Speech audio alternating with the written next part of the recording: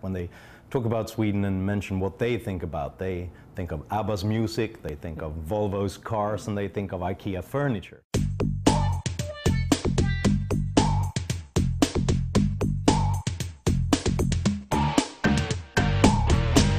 Hi, I'm Michael Moynihan with Reason TV, and today we're talking to Swedish author Johan Norberg, author of In Defense of Global Capitalism, and a senior fellow at the Cato Institute.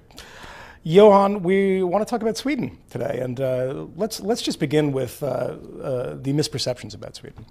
Polly Toynbee from the left-wing newspaper in England, The Guardian, said Sweden is the most successful society that the world has ever known. You, I suspect, disagree with that. Can you tell us why that's wrong? The problem is that this is an ancient leftist myth about this utopian paradise of Sweden, where all the social problems have been solved and it's possible to have high growth even though we have high taxes. To understand the Swedish model of taxation and so on, you also have to understand that it's really not a way of taking from the rich and giving to the poor, which is the perspective or the hope of many American and European intellectuals when they look at the tax levels in Sweden. Because if you try to tax people with high incomes, big businesses, capital gains businesses and so on, then you destroy the economy. And the Social Democrats, they understand that. So what they do instead is that they have fairly okay tax levels if you're really wealthy, if you're really rich. What we do instead is that we tax consumption. We have a 25% VAT consumption tax in Sweden, which means that the poor pay the highest proportion of that.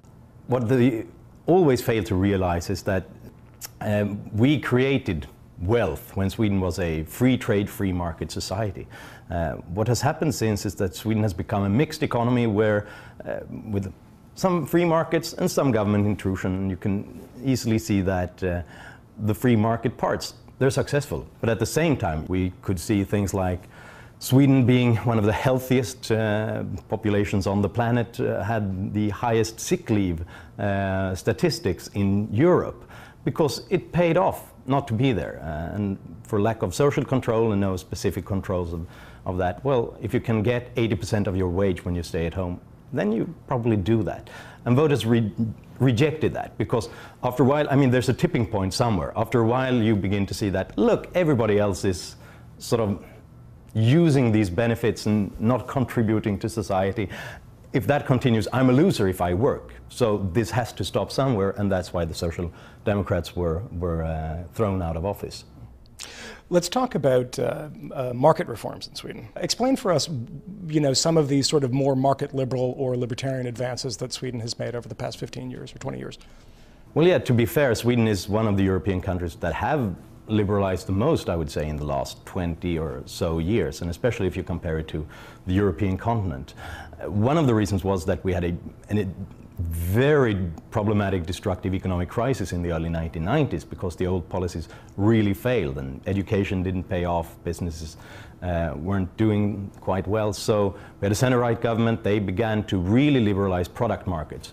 At that time, the Social Democrats said that deregulating telecom, which almost no country had done before, was a weird libertarian neoliberal experiment that would destroy the telephone business in Sweden. And of course, it paved the way for Ericsson and Tele2, the Swedish success when it comes to cell phones and so on. When we looked at the turn of the century at the 50 largest Swedish companies, not one had been created after 1970.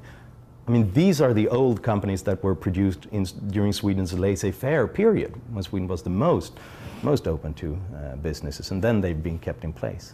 Let's talk a bit about healthcare. What would you tell an American who knew very little about the Swedish healthcare system?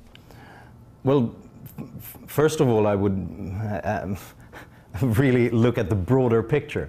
Where does the healthcare technologies come from that the Swedish hospitals use? Where do the drugs and the medicines come from?